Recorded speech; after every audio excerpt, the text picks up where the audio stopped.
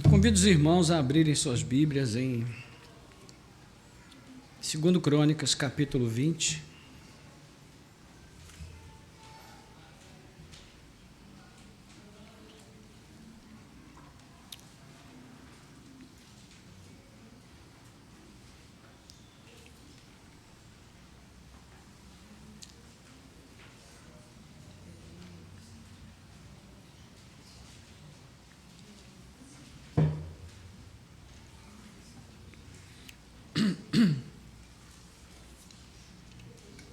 Segundo Crônicas, capítulo 20, vamos ler, em princípio, apenas o verso 20, depois eu peço que você mantenha a sua Bíblia aberta.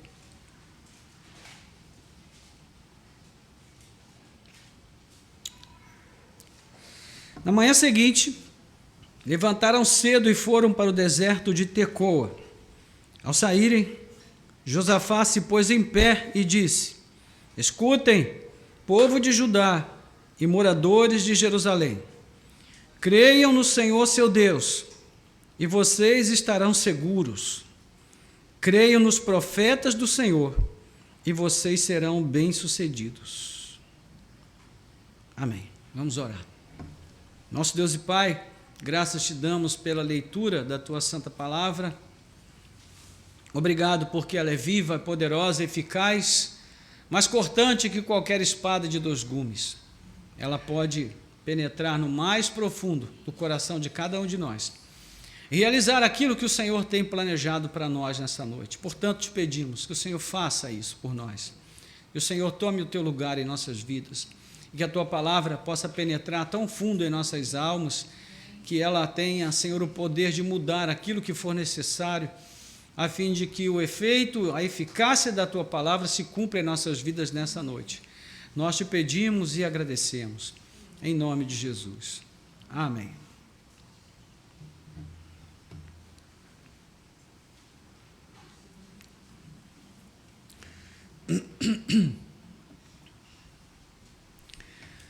Há uma frase de Leonardo da Vinci que diz assim: o estudo sem desejo estraga a memória e nada retém do que absorve.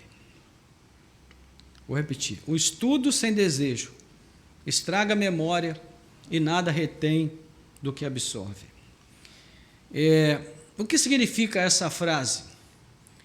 Ela significa que o estudo com proveito é aquele em que há engajamento, em que há propósito, intencionalidade por parte do estudante. É isso que esse engajamento, essa intencionalidade que vai estimular a memória e que vai produzir o conhecimento. Afinal, o que é o conhecimento senão informação memorizada, armazenada e organizada em nossas mentes?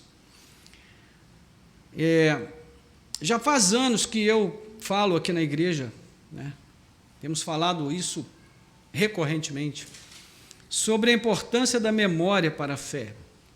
A própria fé é o conhecimento de Deus armazenado na mente. Não existe fé sem memória. E, infelizmente, boa parte dos cristãos, para eles a memória da fé é do tipo de curto prazo. Porque são memórias sem desejo, sem propósito, sem intenção. Elas duram somente o tempo necessário para estimular a capacidade de acreditar que Deus vai mudar as coisas no momento da situação difícil. Mas se Deus demorar um pouco para fazer isso, então a memória vai se esvaindo e em pouco tempo aquela memória que já era frágil, que já era sem substância, se acaba e com ela também se vai a fé, né?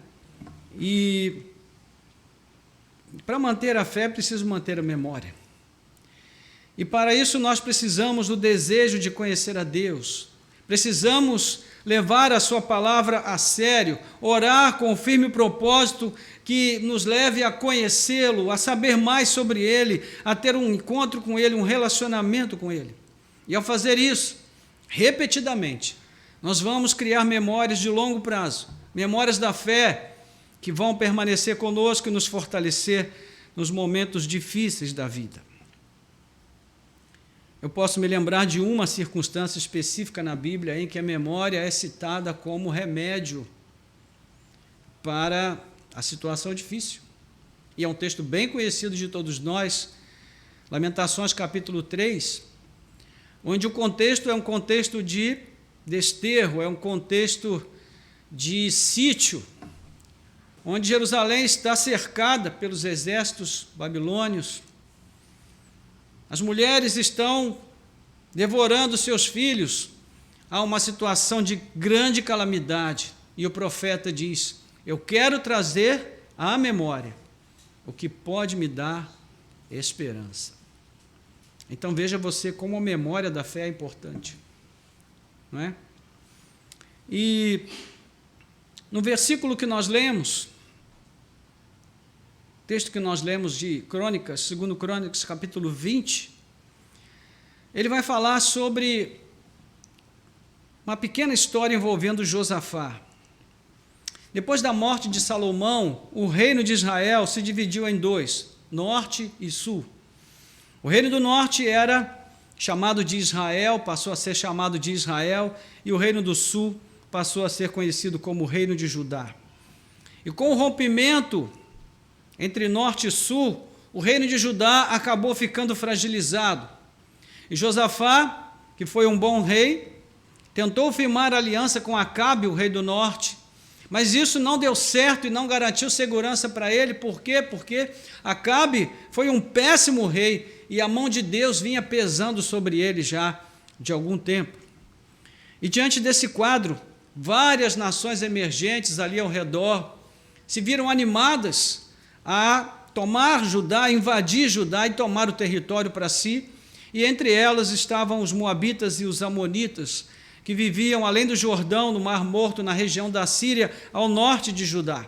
Então, reconhecendo a sua posição desfavorável naquele momento, Josafá teve medo. E o medo é um sentimento que pode nos levar à ruína, não é verdade? O que é que você faz quando tem medo? Qual é a sua atitude quando você sente medo de alguma coisa? Muitas pessoas, quando têm medo, se entregam ao desespero e perdem totalmente a direção. Outras oram, mas sem nenhuma convicção, porque o medo tira essa convicção. Outras ainda se deixam levar pelo desespero a tal ponto que não conseguem nem orar. Mas o que todas essas pessoas têm em comum é que nesse momento a fé falhou, não é? A fé rateou. Antigamente, quando o motor do carro dava aquela falhada, a gente dizia que o motor estava rateando, nos carros mais antigos principalmente. E normalmente o mecânico ia olhar a vela, o cabo de vela, a bobina, né, o sistema de ignição do carro, porque normalmente o problema estava ali. Pois bem, para muitas pessoas, isso acontece quando vêm os momentos difíceis da vida. A fé dá aquela rateada, engasga, né? A vela está estragada, tem que trocar, o cabo de vela está ruim. Então, naquele momento, essa perda momentânea, essa perda da fé, num momento tão importante, ela se dá por quê? Porque faltou a memória devocional. Essa memória falhou. É a lembrança a respeito do ser de Deus, de tudo que Ele é, do que Ele tem feito, né? E esse é um componente essencial a esses momentos difíceis, irmãos. Eu preciso me lembrar sempre de tudo o que eu sei sobre Deus, do que fundamenta o meu relacionamento com Ele, e é somente dessa forma que eu vou poder ficar firme diante dos desafios da vida, sobretudo daquelas circunstâncias que trazem medo e insegurança para nós. E para isso eu preciso construir memórias de longo prazo com Deus. Eu preciso de um relacionamento constante com Ele. Preciso de Sua palavra a miúde em minha vida, eu preciso orar diariamente, eu preciso buscar essa comunhão com Ele e com o Seu corpo no mundo, que são os meus irmãos na fé, para que eu seja fortalecido. E essa é uma das grandes virtudes de Josafá. Ele possuía memória devocional e memória de longo prazo. E mesmo que num primeiro momento a sua fé tenha dado uma rateada, logo ele recuperou a sua memória.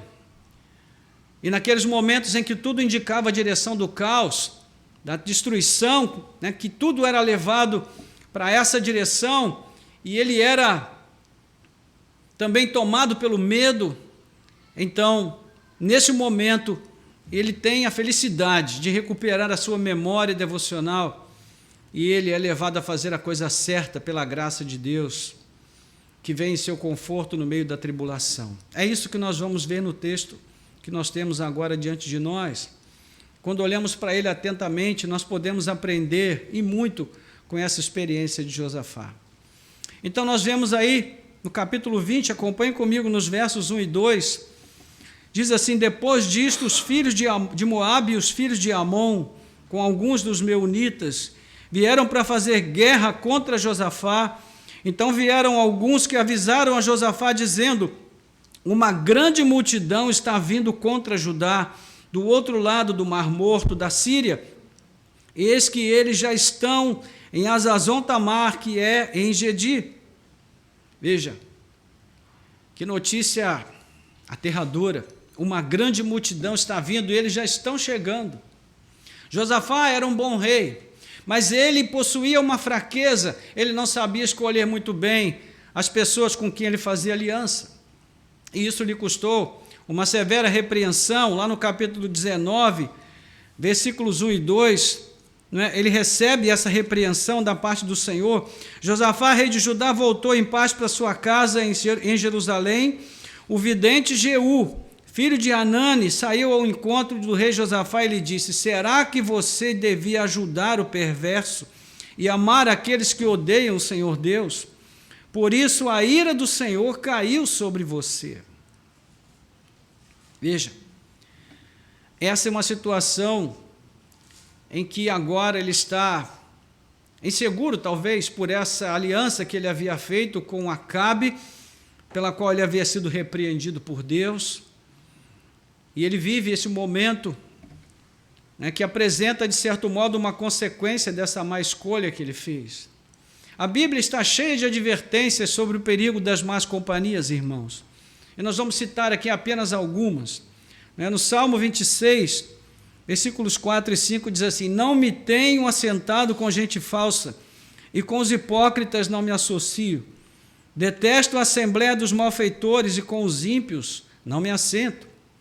Depois, Provérbios, no capítulo 13, e versículo 20, vai dizer assim: quem anda com os sábios será sábio, mas o companheiro dos tolos acabará mal. E então alguém pode dizer: mas isso é Velho Testamento. Velho Testamento não vale. Então vamos ao Novo Testamento. 1 Coríntios capítulo 5, versículo 11, diz assim: mas agora escrevo a vocês que não se associem com alguém que, dizendo-se irmão, for devasso, avarento, idólatra, maldizente, bêbado ou ladrão, nem mesmo comam com alguém assim. E ainda aquele texto bastante conhecido de 1 Coríntios 15, 33, que nós sabemos, conhecemos bem, que diz: as más conversações corrompem os bons costumes.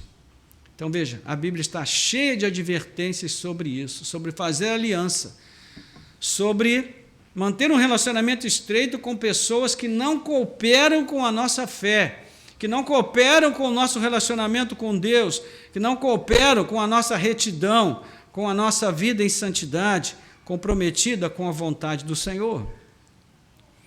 Por outro lado, Josafá, foi um rei que tinha muitas virtudes. Na verdade, ele foi um dos reis mais virtuosos de Judá. Um bom resumo a seu respeito, nós vemos aí no capítulo 17, versículos 1 a 6, do mesmo texto aí que nós estamos lendo, que vai falar um pouquinho a respeito desse lado virtuoso de Josafá. Em lugar de Asa, reinou seu filho Josafá, que se fortificou contra Israel. Ele pôs tropas em todas as cidades fortificadas de Judá e estabeleceu guarnições na terra de Judá e nas cidades de Efraim, que Asa, seu pai, havia conquistado. O Senhor esteve com Josafá porque ele andou nos primeiros caminhos de Davi, seu pai, e não buscou os Baalins. Pelo contrário, buscou ao Deus de seu pai e andou nos seus mandamentos e não segundo as obras de Israel. O Senhor confirmou o reino nas suas mãos e todo Judá deu presente a Josafá, de modo que ele teve riquezas e glória em abundância. O coração dele se tornou ousado em seguir os caminhos do Senhor e ainda tirou os lugares altos e os postes da deusa Aserá que havia em Judá. É interessante porque o texto considera uma ousadia o fato de Josafá seguir os caminhos do Senhor e agir para acabar com a idolatria. Por que o texto considera ousadia? Porque esse já não era o padrão instituído naquela época. Judá, tanto quanto Israel, já estava profundamente comprometido com a idolatria, né, e atitude rebelde para com Deus. Pontualmente se levantava um rei piedoso em Judá, mas isso era sempre a exceção à regra. Então Josafá se tornou ousado pelo simples fato de ter feito diferente e voltado para o Senhor, seguindo os caminhos de Davi. Talvez já tenha acontecido com você, de um crente, mesmo sendo crente, mesmo estando na igreja, ficar admirado pelo fato de você fazer coisas que para você são tão comuns, né, no teu compromisso com Deus, mas parece que aquela pessoa fica surpresa com isso. É tipo assim, quando a gente diz, não posso hoje porque vou à igreja à noite, e aí a pessoa diz assim, você vai 2 vezes à igreja no domingo? Como assim? Aí você fala, você não vai não? E a pessoa, não, um culto só já está bom demais. E você diz, mas eu achei que isso era a regra. Não, é exceção. Josafá, ele era uma exceção no meio de uma geração corrompida, pervertida. Então, como Paulo diz, ele era um luzeiro. Mas agora ele estava diante de um desafio enorme, e ele precisava saber agir como um verdadeiro líder. Então, como ele iria agir, como ele iria lidar com aquele grande exército batendo à sua porta? E é aí, irmãos, que vai aparecer a importância da memória da fé. O trabalho de casa, a busca diligente e intencional de conhecer e seguir conhecendo a Deus. Então, o que Josafá vai fazer? Nós vamos ver, segundo ponto importante dessa experiência, capítulo 20, versículo 3, diz assim, então Josafá teve medo e decidiu buscar o Senhor e proclamou um jejum em todo Judá. Veja, é interessante, irmãos, porque nem sempre o crente consegue se manter confiante, destemido em todos os momentos. Essa ideia pós-moderna do cristão super-homem, não é que não teme nunca, isso fica bem nos livros de autoajuda, mas na hora em que Deus permite que essas coisas venham sobre nós, essas circunstâncias difíceis, a autoajuda não resolve. O que resolve é fé, é confiança em Deus. Então, o que Josafá vai fazer com seu medo? Basicamente, ele faz 3 coisas. Primeiro, ele reconhece o seu medo, ele admite. O autor do texto, ele conhecia o suficiente da situação para saber que Josafá teve medo, porque ele demonstrou esse medo, ele não escondeu, como alguns líderes, da confissão positiva e da teologia da prosperidade, quando ficam doentes, viajam, se escondem para não confessar fraqueza.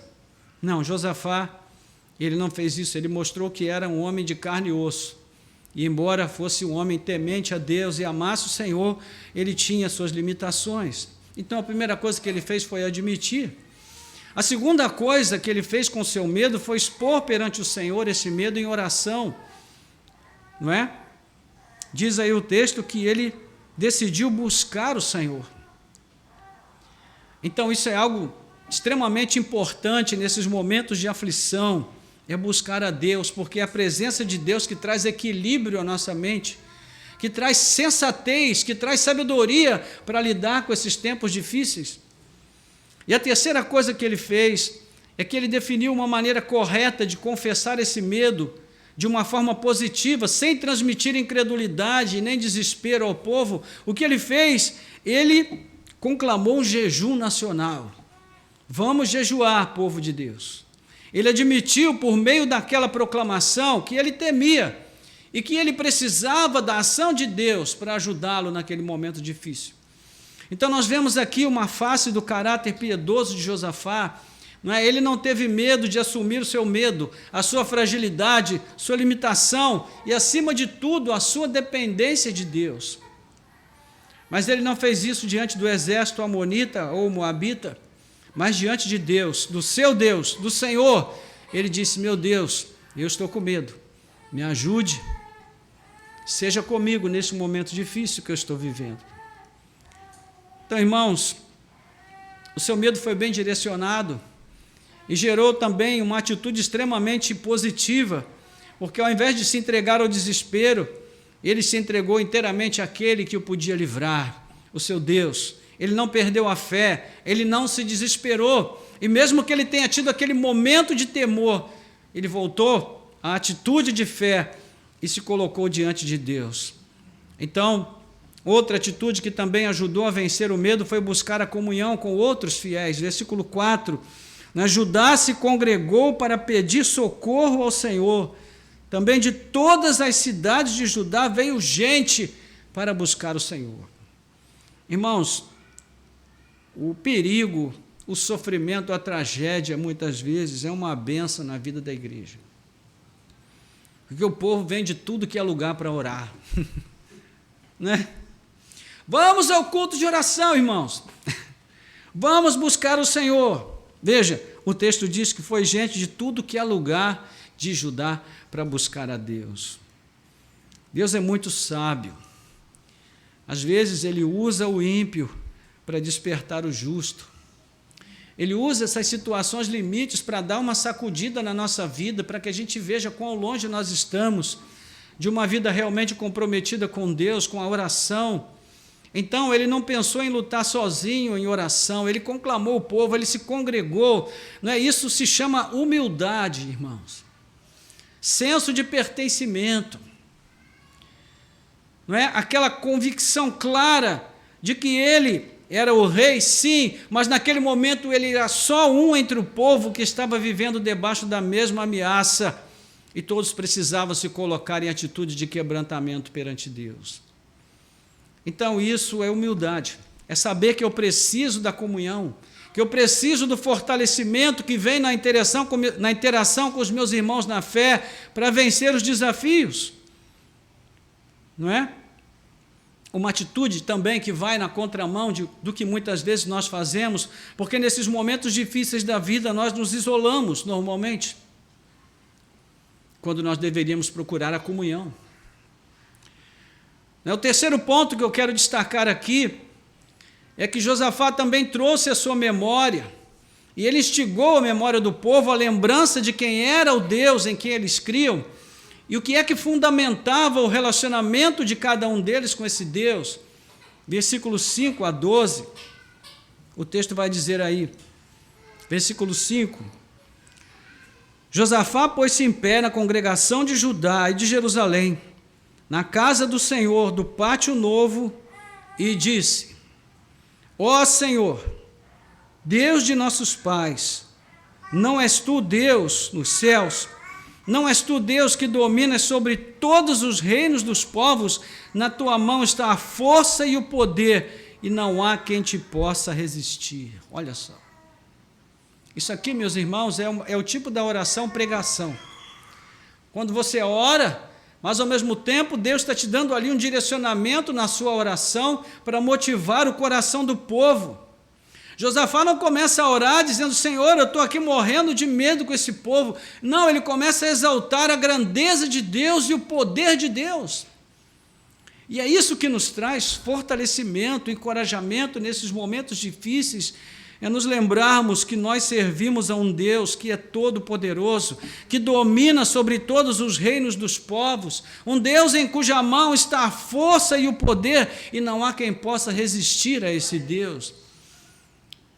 Isso não anima, irmãos? Isso não fortalece? Esse tipo de compreensão faz os problemas ficarem menores. Faz as tribulações, por mais assombrosas que sejam, faz com que elas percam o seu assombro, o seu poder de nos assombrar, de nos diminuir, de nos fazer encolher. Nós começamos a ficar de novo confiantes, não é? Então, Josafá passa a orar em voz alta, e na sua oração, ao mesmo tempo que é um clamor, é uma pregação, e aquele era o momento de tirar os olhos do tamanho do problema e olhar para Deus, buscar segurança na comunhão com esse Deus, não é? Na sua oração também ele comunica, ele revela um conhecimento da história do seu povo e da história dos feitos de Deus na vida do povo. Versículos 7 a 9, ele diz: o nosso Deus, acaso não expulsaste os moradores desta terra de diante do teu povo de Israel, e não a deste para sempre a posteridade de Abraão, teu amigo?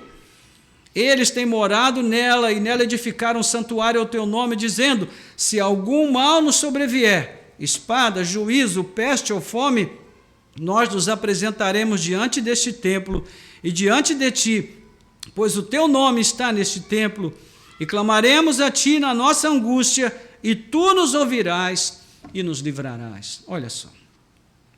Do que é que Josafá está se lembrando? De duas coisas. Primeiro, ele está se lembrando que durante o tempo da ocupação da terra prometida, foi Deus quem desapossou as nações, não foi o povo de Israel. O povo de Israel saiu para lutar, mas quem deu a vitória foi o Senhor. Deus é que expulsou todas aquelas nações, Ele é que se levantou em favor do seu povo. Isso mostra o quê, irmãos? Mostra para o povo que está ouvindo aquela oração, que o mesmo Deus que agiu ontem pode agir hoje, porque Ele é o mesmo Deus, Ele não mudou. Então é isso que está sendo mostrado aqui. O Deus é o mesmo, o seu poder é o mesmo. Então, assim como Ele agiu no passado, Ele pode agir agora. E mais, Ele também está mostrando aqui, né, na sua memória de fé, na sua memória devocional, a lembrança da fundação do templo. Quando lá no capítulo 8 do livro dos Reis, o Salomão, ele vai fazer a oração de consagração do templo, e ele diz: Senhor, se algum mal nos sobrevier, espada, juízo, peste, fome, ou qualquer outra situação, e nós nos apresentarmos diante desse templo, perante o Senhor, Senhor, ouça as nossas orações e livra-nos. Veja, é o mesmo que Josafá está dizendo aqui. Isso, meus irmãos, é memória da fé, é lembrança, é uma demonstração do conhecimento do que Deus tem feito, do que Deus tem falado. Isso aqui, irmãos, revela que a maneira como Josafá aprendeu sobre Deus, a maneira como ele estudou sobre Deus, foi uma maneira comprometida, engajada, intencional, que fez com que ele guardasse a palavra de Deus no coração, e essa palavra é que sustentava a sua fé nesse momento difícil. Isso é memória da fé. Então, além disso, Josafá vai exaltar a soberania de Deus. Ele confessa que há fatos na caminhada da fé que nem mesmo ele entende, mas ele descansa na certeza de que Deus entende e que Ele está sempre ciente do que está acontecendo e sabe muito bem o que faz. Capítulo 10, até o versículo 12, primeira parte, ele diz: E agora, eis que os filhos de Amon e de Moabe, e os do monte Seir, cujas terras não permitiste a Israel invadir, quando vinham da terra do Egito, mas deles se desviaram e não os destruíram, eis que eles estão nos recompensando assim, estão vindo para nos expulsar da tua propriedade que nos deste como herança. Ó nosso Deus, acaso não executarás o teu juízo contra eles? Porque em nós não há força para resistirmos a esta grande multidão que vem contra nós. Olha só. Ou seja, o que ele está dizendo? Senhor, só o Senhor é forte, só o Senhor é poderoso. Nós não temos poder, não temos força, mas o Senhor tem. O Senhor não vai desapossar esses povos, o Senhor não vai fazer o que já fez no passado. Ele está dizendo, é claro que o Senhor vai fazer, nós cremos que o Senhor vai fazer.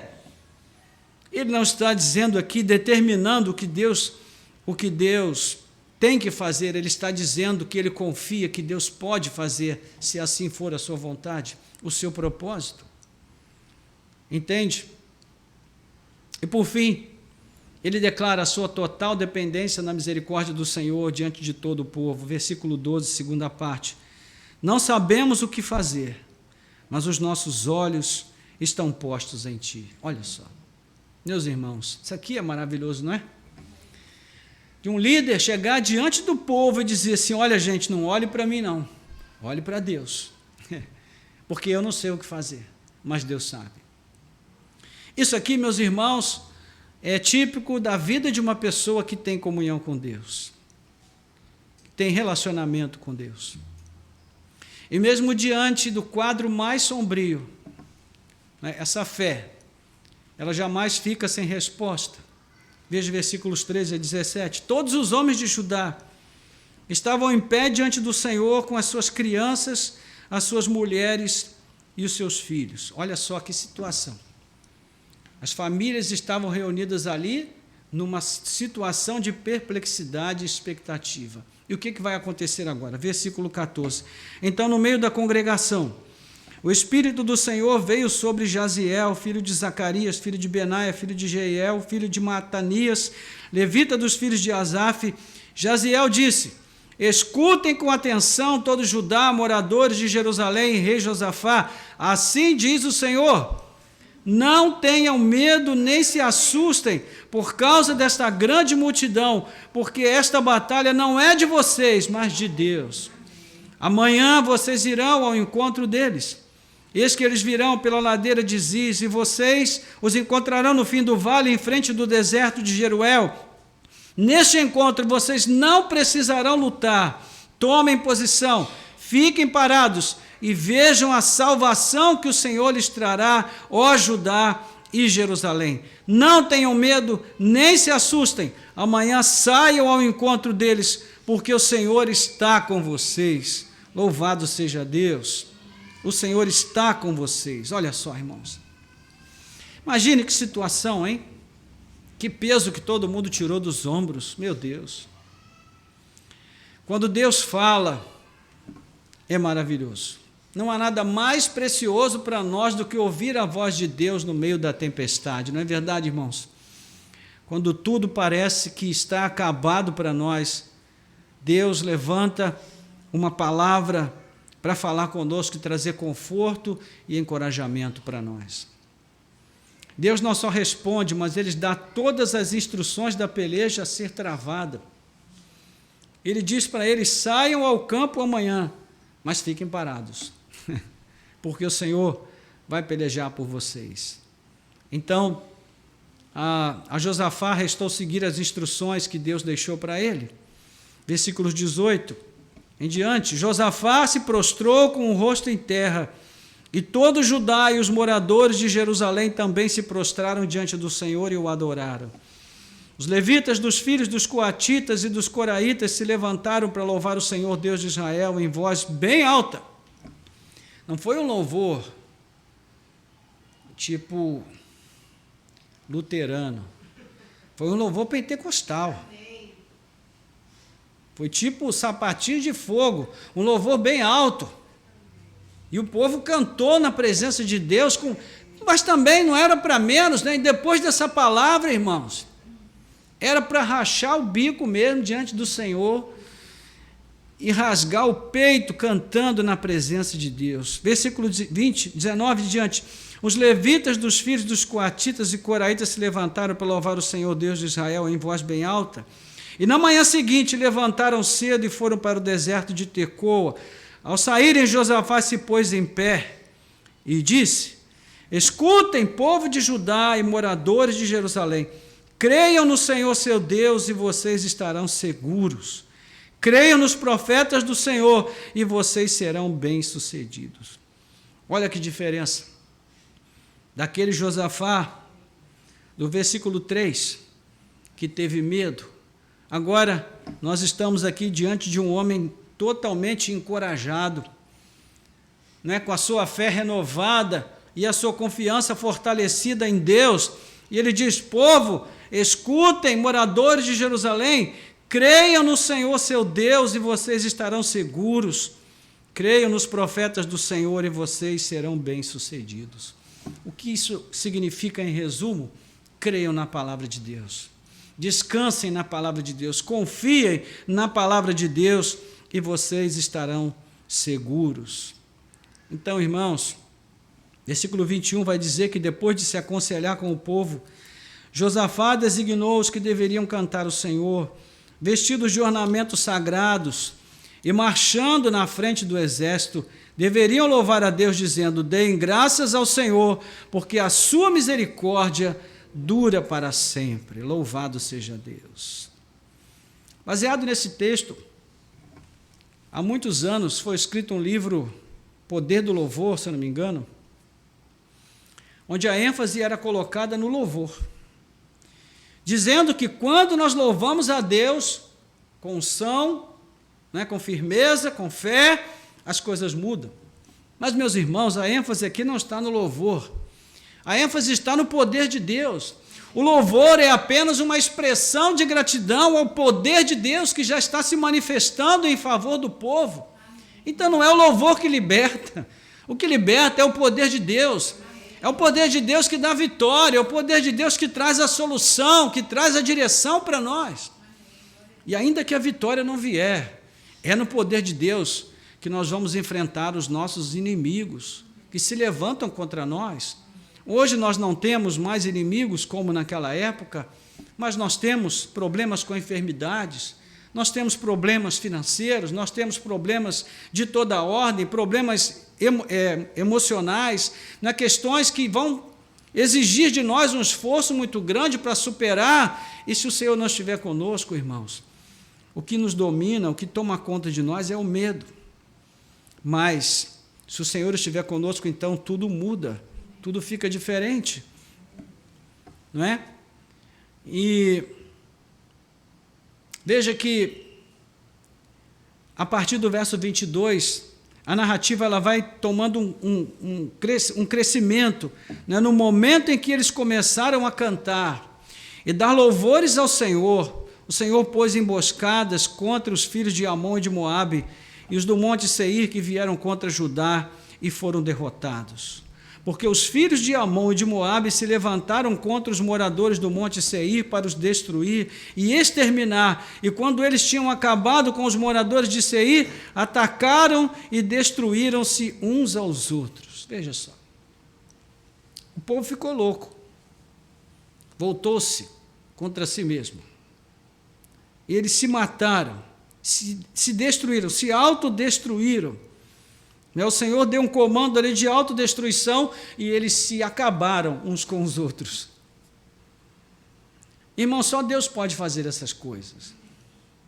Isso não está em nós. Não é a nossa fé que faz isso, é Deus que faz. A fé nos leva a orar e a suplicar e a clamar e a buscar, mas o Senhor é que responde com graça, com misericórdia, com livramento.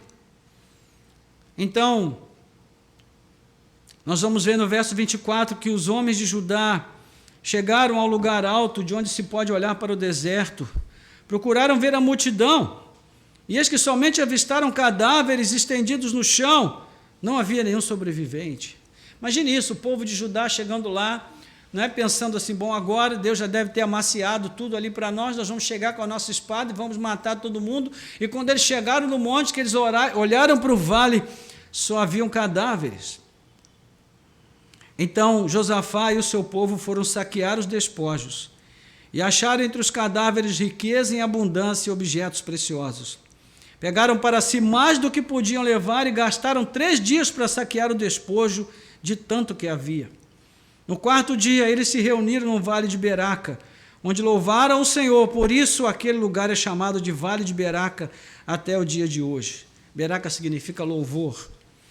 Então todos os homens de Judá e de Jerusalém voltaram com Josafá à frente deles. Voltaram para Jerusalém com alegria, porque o Senhor lhes tinha dado uma grande alegria com a vitória sobre os seus inimigos. Entraram em Jerusalém ao som de liras, harpas e trombetas, e foram para a casa do Senhor. O terror da parte de Deus veio sobre todos os reinos daquelas terras, quando ouviram que o Senhor havia lutado contra os inimigos de Israel. E assim, o reino de Josafá teve paz, porque Deus lhe deu repouso por todos os lados. Que grande diferença, não, irmãos?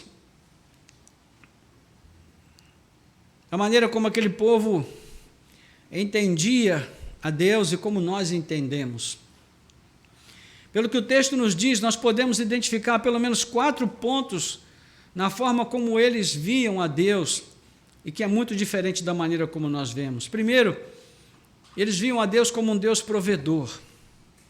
E eles entendiam que tudo o que nós precisamos está nas mãos de Deus, vem das mãos de Deus. Segundo ponto, eles entendiam que tanto no presente, quanto nos momentos, de realizações e conquistas, no passado, no futuro, nos momentos de frustração, momentos de eventual derrota, Deus é sempre o mesmo Deus. Ele tanto está presente nesses momentos difíceis, como nos momentos de realizações. Nos momentos de luta, de frustração, de eventual derrota, Ele também está presente, Ele nunca está ausente. A terceira coisa é que esse Deus é o dono de todas as coisas. Ele não está sujeito a julgamento humano, porque a sua mente é insondável. Ele tem todas as situações sob controle, porque nas suas mãos estão todas as coisas, e na sua mente está todo o entendimento e todo o conhecimento perfeito sobre tudo. Então ele tem o controle de todas as coisas. E esse já é o 4º ponto, não é? Que eles também entendiam que Deus tem esse controle nas suas mãos, que Ele é um Deus que está sentado num trono que é muito mais alto do que os tronos de todos os reinos deste mundo, e dali Ele assiste o que acontece na terra e determina o rumo de tudo segundo o curso da sua vontade. Irmãos, que diferença da maneira como nós cremos. Com raras exceções, quando as coisas vão mal, nós acabamos nos deixando conduzir pelo que dizem as circunstâncias, ainda que de modo inconsciente nós fazemos isso. Para nós, Deus está presente quando tudo vai bem, mas quando as coisas não vão bem, nós tendemos a achar que Ele está longe, ou que Ele simplesmente nos ignora, ou se esqueceu de nós, ou se afastou de nós, e a nossa mente oscila entre crer que Ele é soberano, ou que Ele apenas tem o controle relativo das circunstâncias que nos cercam. É difícil, irmãos, lidar com coisas que nós não entendemos. Difícil. E às vezes é mais fácil fazer como alguns líderes evangélicos têm feito, a gente chegar à conclusão que a soberania de Deus não é absoluta, que ela é relativa. Que o conhecimento de Deus não é absoluto, que ele é relativo. Essa é a maneira humana de explicar o inexplicável. Mas o que a Bíblia nos mostra é que Deus tem todas as respostas, mas nós não. E nem sempre Ele quer compartilhar todas as respostas conosco, e o nosso papel em tudo isso é dizer: Senhor, seja feita a Tua vontade. Tu és o Deus que tem todo o controle, Tu detens todo o poder e todo o conhecimento, e isso me basta. A minha vida está nas Tuas mãos. Irmãos, o fato é que as ações de Deus são sempre baseadas num julgamento perfeito, um julgamento exato de cada situação, até porque Ele tem essa capacidade, porque Ele é um Deus eterno. Então esse Deus sempre é digno de louvor pelo que Ele é e não pelo que Ele faz, e por isso, mesmo sem entender completamente, Josafá ordena que os cantores vão à frente na batalha. Ele não está fazendo isso depois que a vitória veio, Ele faz antes que a batalha comece. E por fim, o louvor a Deus é diferente de simples música cantada ou tocada, é algo bem maior. É o efeito de que a revelação que Ele faz de si mesmo nos leva a crer e adorar esse Deus. Quem conhece a Deus sabe que é devedor de honra e de glória a esse Deus excelso, que tem o nome supremo, soberano. Louvar a esse Deus é um ato que resulta da convicção das nossas almas de que só Ele é digno de tudo, de todas as coisas. Independente de o louvor nos conduzir a vitórias ou não, ele sempre deve fazer parte da nossa disciplina devocional, irmãos. Porque a grande vitória que nós buscamos já foi alcançada por nós na cruz do Calvário. Aqui talvez nós encontremos respostas para algumas questões importantes e já estou a caminho de terminar. Por que eventualmente somos vencidos pelos desafios? Porque nos falta fé. Por que nos falta fé? Porque nos falta memória devocional. Por que a nossa vida devocional é tão pobre? Porque nós nos esquecemos muito facilmente de Deus, de quem Ele é, do que Ele tem estabelecido para nós na Sua palavra. Porque não vemos a glória de Deus vindo sobre nós? Porque buscamos pouco a Deus? Porque temos um relacionamento muito pobre com Ele? Não é? Não sabemos, irmãos, muito bem quem é esse Deus a quem nós queremos pertencer. Nosso relacionamento com Ele ainda é muito superficial. E quando falta essa memória, quando faltam lembranças vivas de quem é esse Deus e do que Ele pode fazer, nós fracassamos. Então, isso nos leva a desconfiar da sua fidelidade e, consequentemente, nós condicionamos o nosso louvor a Ele. Não damos a Ele o louvor que lhe pertence de forma incondicional, somente quando as coisas vão bem. Então, conclusão, a fé sem memória não se sustenta, irmãos. É impossível ler essa oração de Josafá e não enxergar aqui claramente a memória da fé centrada na fidelidade de Deus a si mesmo e aos seus propósitos eternos, a sua aliança com os patriarcas, com Davi e com o próprio Cristo. Esse Deus é imutável, Ele não varia de ânimo, Ele não muda os seus planos de acordo com o momento, com a situação. Por isso, Ele jamais trairá as nossas memórias a seu respeito, porque Ele sempre se mantém fiel à sua visão, aos seus planos. Ele é sempre o mesmo Deus. Entende? Não é raro nós nos afastarmos de pessoas que amamos, e depois de muitos anos nós encontramos essas pessoas e nos surpreendemos, porque as memórias que nós temos delas já não bate muito com o que elas se transformaram durante esse tempo, não é verdade? Já teve experiências assim?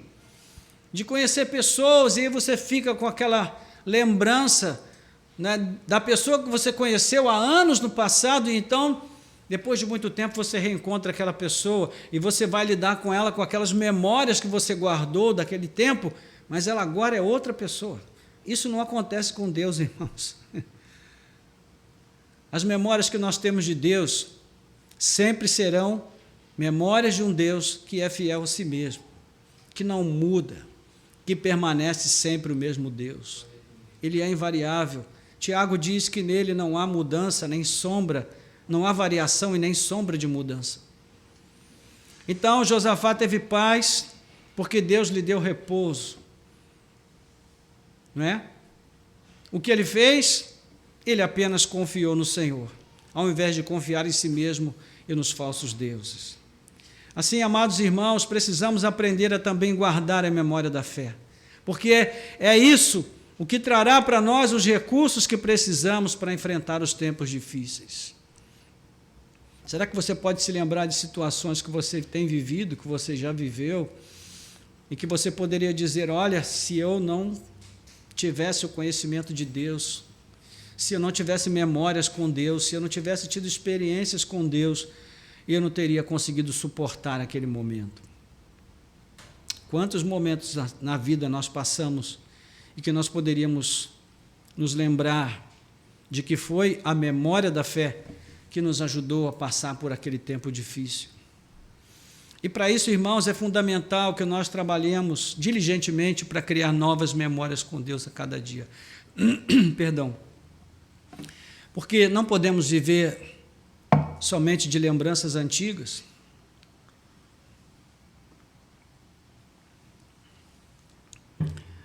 A nossa vida com Deus deve ser uma constante renovação de novos de novas experiências. Um relacionamento que nos leve a vê-lo como ele é descrito em sua palavra. Mas lembre-se, um estudo superficial sobre Deus, sem desejo, sem paixão, sem propósito, sem comprometimento, sem um engajamento intencional, vai enfraquecer a nossa memória e nada de substancial vai ser absorvido por nós. Eu concluo aqui com um evento especial para nós que fala sobre memória, que é o que nós acabamos de celebrar, a ceia do Senhor. É o memorial instituído por Cristo. E vamos pensar um pouco, irmãos. Jesus estava vivendo as últimas horas com os seus discípulos. Ele sabia que dali a pouco tempo ele seria crucificado, morto, sepultado. E quando ele se levantasse da sepultura, ele iria se levantar numa nova situação, num novo momento da sua jornada terrena. Então, aquele era um momento muito importante, era o último momento que ele ia passar com os discípulos naquela condição de fraqueza, de humanidade, né, plena. E então, o que é que Jesus escolhe fazer? Ele escolhe celebrar com eles uma refeição. Por que Jesus fez isso? Porque ele queria instituir um memorial. Um ponto para onde os discípulos olhassem e se lembrassem de quem era Jesus, o que ele veio fazer neste mundo, qual era o seu propósito ao vir aqui, porque ele morreu e também que ele iria ressuscitar, como disse que iria. Então Jesus disse: façam isso em memória de mim. O que estamos fazendo hoje? Estamos nos lembrando que Cristo entregou a sua vida por nós, nos lembrando que ele pagou o preço pelos nossos pecados, nos lembrando que ele comprou a nossa salvação, nos lembrando que ele nos prometeu a vida eterna, nos lembrando que ele prometeu que nós celebraríamos com ele nas bodas do Cordeiro, nos lembrando que ele voltará em glória e grande poder para trazer juízo e justiça sobre este mundo e para trazer a consumação do reino para todos aqueles que o esperam. Você percebe como a memória é importante? Então, o ministério de Cristo foi baseado na memória da fé. Quantas citações e alusões Jesus fez do Antigo Testamento durante o seu tempo neste mundo. Até no momento da cruz, ele citou o salmo que nós lemos na abertura do culto de hoje de manhã, não é? Deus meu, por que me desamparaste? E a pergunta é, se Jesus, sendo o Filho de Deus, precisou das memórias da fé para poder viver neste mundo, quem somos nós para abrir mão, irmãos, dessa necessidade? O desejo do Senhor sempre foi e continua sendo de conduzir os que nele creem à maturidade espiritual. E isso passa necessariamente pela capacidade de guardar a sua palavra. No Evangelho de João ele vai dizer isso muitas vezes. Se vocês guardarem minha palavra, se a minha palavra permanecer em vocês, se vocês permanecerem em mim, se eu permanecer em vocês, ou seja, é uma questão de memória, de guardar no coração, no íntimo, na alma de cada um de nós. Amém, irmãos? A título de aplicação, quero deixar apenas 3 pontos aqui. Primeiro, nós precisamos pedir a Deus que nos leve ao entendimento da importância do que nós estamos pensando aqui nessa noite. Porque se nós não entendermos isso, nós não vamos colocar em prática. E se nós não colocarmos em prática, daqui a 3 dias nós já esquecemos o que estamos ouvindo aqui agora e vamos seguir vivendo como estávamos vivendo até então. Mas se nós tivermos a compreensão do quanto isso é importante, nós faremos algo a respeito. Quando nós vamos ao médico, e o médico diz, olha, tem uma situação aqui, mas você não precisa se preocupar. Você esquece. Aí você vai chegar em casa, alguém vai dizer, e aí, como é que foi lá? O médico falou que tem uma situaçãozinha ali, mas Não preciso me preocupar, então não vou me preocupar. E dali a 2, 3 dias você já esqueceu daquilo. Mas se você chega lá e o médico diz para você, olha, você tem que se preocupar com isso aqui, porque isso daqui é importante. Isso daqui pode trazer sérios problemas para a tua saúde. Você não esquece mais daquilo. Você vai sair dali e vai tentar fazer algo a respeito. E aí, doutor, o que eu vou tomar? E se o doutor não falar nada, você vai pedir aos parentes uma receita, vizinho, você vai dar um jeito de comprar alguma coisa para tomar, para a tua mente ficar condicionada a acreditar que você fez algo e vai mudar a situação. Porque é assim, irmãos. Então eu espero que você saia daqui hoje com essa preocupação de entender que a memória da fé é importante. E se ela é importante, então, em segundo lugar, nós precisamos buscar em Deus essa firmeza de propósito de conhecê-lo como ele se revela na sua palavra e que ele nos capacite a reter a sua palavra no coração para guardar a memória da fé. E nos momentos difíceis da vida, nós saberemos o que fazer porque o Senhor vai nos dar a direção. E por fim, irmãos, nós precisamos suplicar ao Espírito Santo que Ele nos leve a novos e saudáveis relacionamentos que nos aproximem de Deus e da fé madura. Porque às vezes a gente vem domingo à igreja e saímos com a nossa cesta cheia de bons frutos, não é? Como se nós tivéssemos ido ao mercado, ou à feira, ou à horta. E aí durante a semana nós acabamos nos envolvendo em relacionamentos que não cooperam em nada com o nosso crescimento espiritual, e a gente vai tirando os itens da cesta e vai jogando fora, jogando fora, jogando fora, jogando fora, e quando chega na sexta e no sábado, nossa cesta já está vazia. E às vezes a gente nem tem ânimo para vir à igreja. Então nós precisamos pedir a Deus, Senhor, coloca relacionamentos saudáveis na minha vida.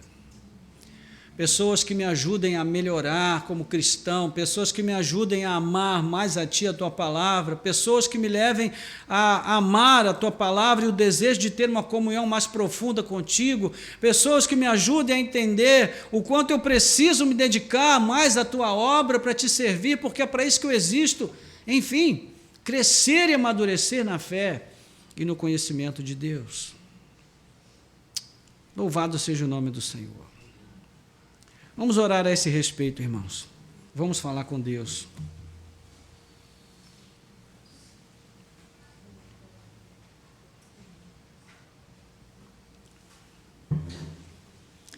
Senhor, nosso Deus, nosso Pai, graças te damos pela Tua palavra, que tem sido trazida a nós nessa noite. Obrigado, porque a Tua palavra é desafiadora sempre. Ela não nos deixa, Senhor, na zona de conforto. Ela sempre traz um desafio diferente para nós. E nessa noite, nós estamos sendo desafiados mais uma vez a buscar, ó Deus, em Ti, na Tua graça, na Tua misericórdia, sermos levados, ó Deus, pelo Teu Espírito ao entendimento do quanto é importante nós cultivarmos a memória da fé. Senhor, não podemos nos lembrar daquilo que não vivemos. E para que nós tenhamos memórias envolvendo a Tua palavra, envolvendo o Teu poder, envolvendo o conhecimento de Ti, da Tua pessoa, do Teu ser revelado nas Escrituras, nós precisamos ter experiências com a Tua palavra. Precisamos ter novas experiências contigo, Senhor.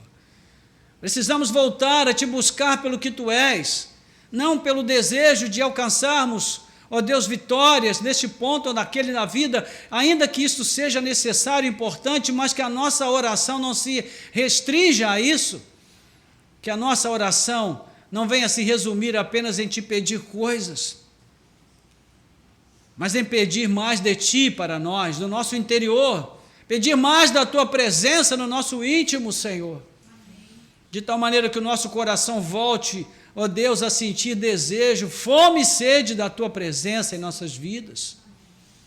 Ó Senhor, que isto seja tão essencial para nós quanto o pão e a água que precisamos todos os dias para sobreviver.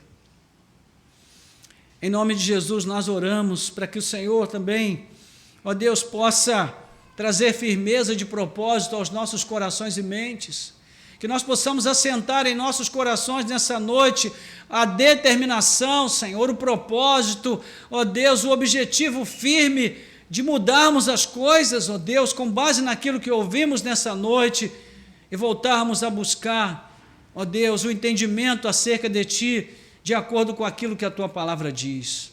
Tira, Senhor, da nossa mente todos os mitos, as ideias distorcidas, erradas, comprometidas acerca do Teu ser, da Tua identidade, que é revelada nos Evangelhos, na Tua palavra, para que nós possamos Te conhecer como Tu és, e não como nós queremos que Tu sejas para nós. Que o nosso Deus não seja um reflexo de nós mesmos, mas seja o Deus revelado nas Sagradas Escrituras. Ó Senhor, nós Te pedimos, em nome de Jesus, nós Te suplicamos, que o Teu Espírito venha sobre nós nessa noite de uma maneira nova, especial, diferente, ó Deus, para nos levar, Pai amado, a novos relacionamentos, a relacionamentos com pessoas que venham a agregar valor cristão, bíblico, ó Deus, em nossas vidas, de tal maneira que nós sejamos fortalecidos e encorajados a amadurecer, a avançar, a crescer na estatura da plenitude de Cristo, pois isso é o que a Tua palavra deseja para nós. Ó Pai, em nome de Jesus, dá-nos o discernimento, para que as nossas amizades não tirem de nós aquilo que nós temos recebido da parte do Senhor. Que nós tenhamos ouvidos seletivos em relação a isso, e que nós tenhamos também, ó Deus, a capacidade, ó Deus, de rejeitar qualquer tipo de relacionamento que nos afaste de Ti, do conhecimento do Senhor e de uma vida mais íntima, de uma vida mais chegada à presença do Senhor em nossas vidas. Nós Te pedimos, ó Deus, e Te agradecemos, entregando as nossas vidas aos Teus cuidados, que o Teu Espírito possa falar melhor aos nossos corações durante esta semana, que essa palavra fique em nossas almas, que ela traga benefícios ainda não revelados nessa noite. Nós oramos assim, em nome de Jesus. Amém. Louvado seja Deus. Amém.